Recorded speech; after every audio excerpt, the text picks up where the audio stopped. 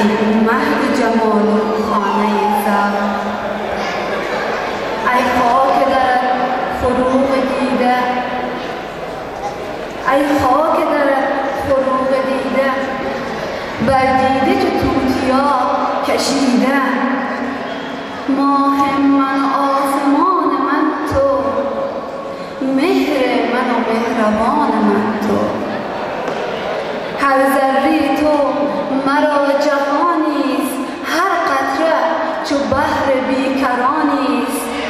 کوثار بلند تو فلکتاز، ابر سیهت بود گوهرساز.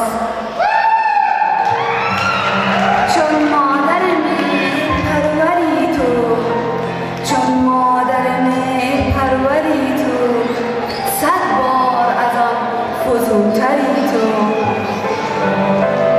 مادر که ز جان بری پیوند، بر دامن تو مرا بیفکند. گر دامن تو نعوذ بالله، از دست دهم کجا برم را.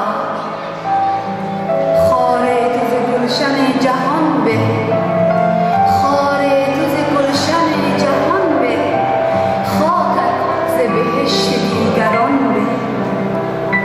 بی نام تو مهد باد نامم، بی نام تو مهد باد نامم، بی عشق تو زندگی حرامم.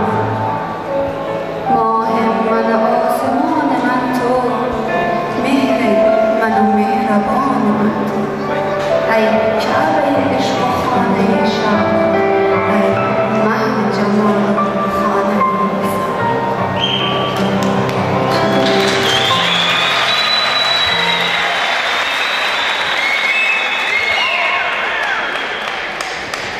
عزیز، حضوران همه حضوران حاضر در سالن چطور هستین؟ انشاءالله که جور تیار هستین؟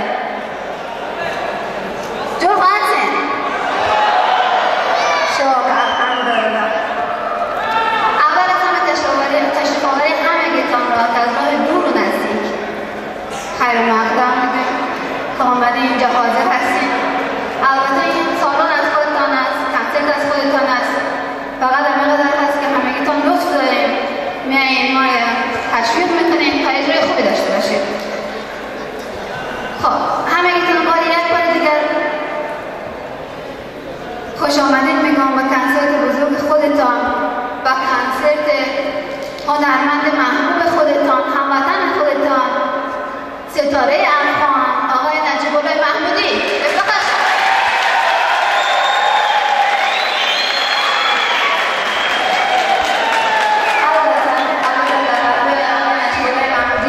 ستاره افغان دیگر هنرمندا هم داریم اینجا که به همه سر آهنگ‌های افغانی و ایرانی اجرا میکنن. از جمله هنرمندان ما هستن آقای فرید جان سروری، رامش جان خوشنوا و آقای نبی کریم حیدری.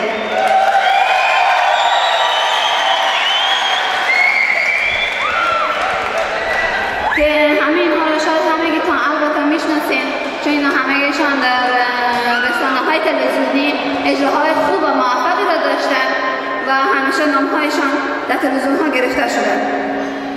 خب در ابتدا قبل از اینکه شروع کنیم برنامه را برایتان یک نکته مهم می‌خوام براتون در نظر بگیریم.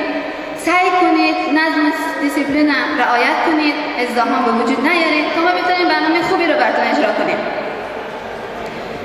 باز از شروع برنامه شروع میکنیم، از آهنگ‌های محلی شروع میکنیم که توسط آقای نبی کریم اجرا میشه و بعد آهسته آهسته اجرای تئاتر داریم، اهدای لوح‌های تقدیر داریم و در آخر سر آهنگ‌های شاد برای دنسینگ شما اعضا و جوانان عزیزمان داریم. خب به هر حال گپ زیاد نمیکنیم، شما رو منتظر نمیمانیم.